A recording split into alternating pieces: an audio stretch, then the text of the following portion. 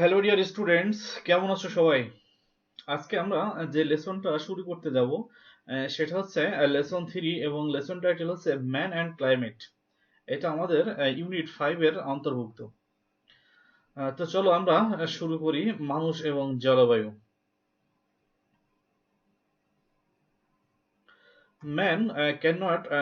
Man can neither change the sun's radiation nor the earth's orbit around the sun.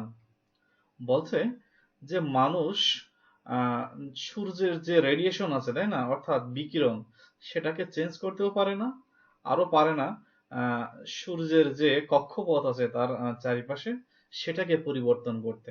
এখানে আসলে সৃষ্টিকর্তা মানুষের ক্ষমতা দেয় নাই এগুলোতে হাত দেওয়ার জন্য, কিন্তু মানুষ কিছু কাজ করতে পারে, সেগুলো এই টেক্সটে বলা হচ্ছে। যেমন বলা হচ্ছে, but man can control the increase in the amount of greenhouse gases and its effect on the atmosphere. কিন্তু মানুষ কিছু কাজ করতে পারে। কি কি পারে?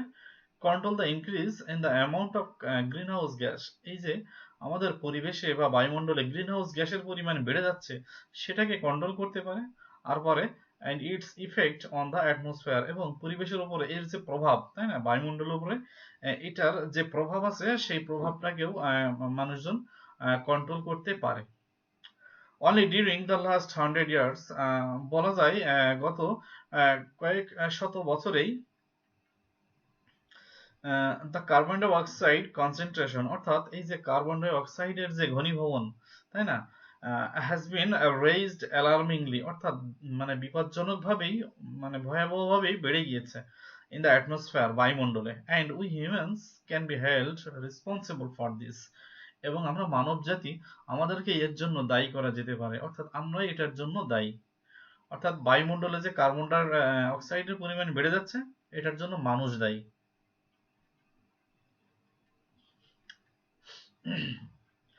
The main cause of the increase in the carbon dioxide level in the atmosphere is the burning of fossil fuels. বলছে এই যে কার্বন ডাই অক্সাইডের পরিমাণ আমাদের বায়ুমণ্ডলে বেড়ে যাচ্ছে, এটার প্রধান কারণ হচ্ছে বার্নিং অফ ফসিল ফুয়েলস, অর্থাৎ জীবাশ্ম জ্বালানির যে ব্যবহার বা পোড়ানো, সেটা। জীবাশ্ম জ্বালানি ফসিল ফুয়েলস মানে আমরা জানি যে এই যে তেল, ডিজেল, তারপরে অকটেন, পেট্রোল, এগুলা, তাই না, যেগুলো একবার ব্যবহার করলে ফুরিয়ে যায়।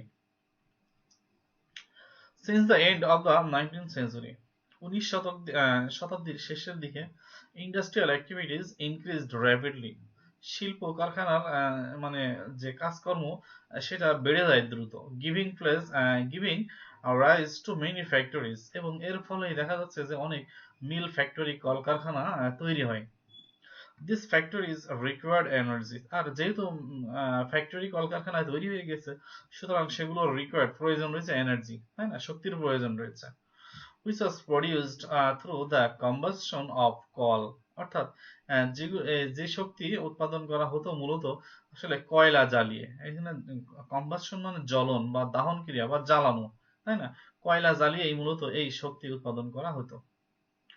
বিসাইডস কল, এই কয়লা ছাড়াও আদার সোর্সেস অফ এনার্জি, শক্তির অন্যান্য উৎসগুলো, সাচ আস, যেমন মিনারেল অয়েল, তাই না, অর্থাৎ খনিজ তেল, তারপর আছে ন্যাচারাল গ্যাস, অর্থাৎ প্রাকৃতিক যে গ্যাস সেটা, আর also burned to heat our houses, এইগুলো পোড়ানো হতো, জ্বালানো হতো আমাদের বাড়িঘর গরম রাখার জন্য, মুভ কার্স, গাড়ি ঘোড়া চালানোর জন্য, অ্যান্ড এয়ারপ্লেনস, এবং বিমান চালানোর জন্য, and to produce electricity, এবং বিদ্যুৎ উৎপাদনের জন্য। এসব গুলোর জন্যই মূলত মিনারেল অয়েল বা ন্যাচারাল গ্যাস পোড়ানো হতো। Nowadays, এখনকার দিনে, about 85 million barrels of crude oil, অর্থাৎ বলছে এখনকার দিনে প্রায় 85 মিলিয়ন ব্যারেল যে অশোধিত, অর্থাৎ শোধন করা হয়নি, যেটা খনিতে যেরকম থাকে আর কি, ঠিক আছে, এরকম তেল আর বার্নড ডেইলি, প্রতিদিন আমরা এটা মানে পুড়িয়ে থাকি। Every time a fossil raw material is burned, আর প্রত্যেকটা সময়ই দেখা যাচ্ছে যে এই যে জীবাশ্ম কাঁচা যে উপাদান, কাঁচা যে ম্যাটেরিয়াল গুলো, সেগুলো পোড়ানো হচ্ছে, এবং it releases carbon die oxide into the air, এবং বাতাসে এগুলো কার্বন ডাই অক্সাইডের পরিমাণ বাড়িয়ে দিচ্ছে। Therefore, অতএব it is clear that এটা স্পষ্ট যে more and more greenhouse gases like carbon die অক্সাইড, যেমন বলছে আরো অনেক গ্রিন হাউস গ্যাস রয়েছে, যেমন কার্বন ডাই অক্সাইড রয়েছে, আর বিং জেনারেটেড, এগুলো বৃদ্ধি পেয়ে যাচ্ছে ওয়ার্ল্ড ওয়াইড, পৃথিবীব্যাপী, হ্যাঁ, সারা বিশ্বব্যাপী, বাই হিউম্যানস, মানুষের দ্বারা। তাহলে মানুষের দ্বারা কি হচ্ছে, এই গ্রিন হাউস গ্যাসের পরিমাণ কিন্তু বেড়ে যাচ্ছে, কার্বন ডাই অক্সাইড যেমন, তাই না, এগুলো আমরা বেশি বাড়িয়ে ফেলছি। মোরওভার, অধিকান্ত, উই আর অলসো স্ট্রেংথেনিং, আমরা আরো বেগবান করে তুলছি, কাকে, দ্য গ্রিন হাউস গ্যাস ইফেক্টকে, তাই না, এই গ্রিন হাউস গ্যাস ইফেক্টকে আমরা আরো বেগবান বা আরো বাড়িয়ে দিচ্ছি বাই ডিফরেস্টেশন, অর্থাৎ ডিফরেস্টেশন মানে আমরা জানি গাছ কেটে ফেলা, এখানে বলা আছে which means cutting down trees, যার মানে হচ্ছে গাছ কেটে ফেলা। এই গাছপালা কেটে ফেলার কারণেই বিভিন্ন ধরনের যে বিল্ডিং এর যে ইয়েগুলা, তারপর দরজা জানালা বা এই ধরনের ফার্নিচার বানানোর জন্য আমরা যে পরিমাণ গাছ কেটে ফেলছি, এই গাছ কেটে ফেলার কারণেই কিন্তু আমরা গ্রিন হাউস ইফেক্টটা আরো বাড়িয়ে ফেলছি আমাদের পরিবেশে। এভরি ইয়ার, প্রতি বছর, ইনর্মাস এরিয়াস, মানে প্রচুর এলাকা অফ ফরেস্ট, বন এলাকা, তাই না, আর ডিস্ট্রয়েড, ধ্বংস করে ফেলা হচ্ছে বাই পিপল, মানুষের দ্বারা। কি জন্য? টু অবটেইন উড, গাছ, কাঠ ইত্যাদি সংগ্রহ করার জন্য, এন্ড টু ক্লিয়ার রিজিয়নস, এবং আরো বিভিন্ন এলাকা তোমার হচ্ছে পরিষ্কার করে ফেলা হচ্ছে ফর মাইনিং, অর্থাৎ খনি থেকে কোনো পদার্থ আহ, সংগ্রহ করার জন্য।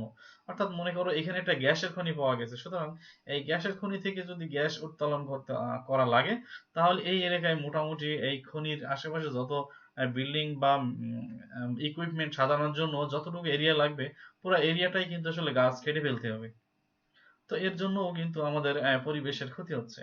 অ্যান্ড টু ক্রিয়েট পাস্টার, এবং এই যে পশু, পাস্টার মানে তো চারণ ভূমি, তাই না, অর্থাৎ যেখানে পশু, আহ, গবাদি পশু পাখি ইত্যাদি, তারা যারা আর কি খাবার দাবারের সংগ্রহে ঘোরাঘুরি করে, পশু চারণ ভূমি এক কথায়, তাই না, এরকম জায়গাগুলোও কিন্তু এখন আস্তে আস্তে ধ্বংস করে ফেলা হচ্ছে মানুষের দ্বারা।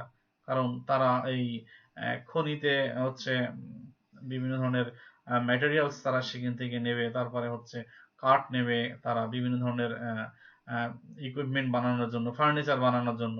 এই জন্যই মূলত পরিবেশটার উপরে একটা বিরূপ প্রভাব পড়ছে। This loss of the forest, বলছে এই যে বনের যে ক্ষতিটা, তাই না, কজেস ডুয়েল প্রবলেমস, দুই ধরনের সমস্যা তৈরি করছে।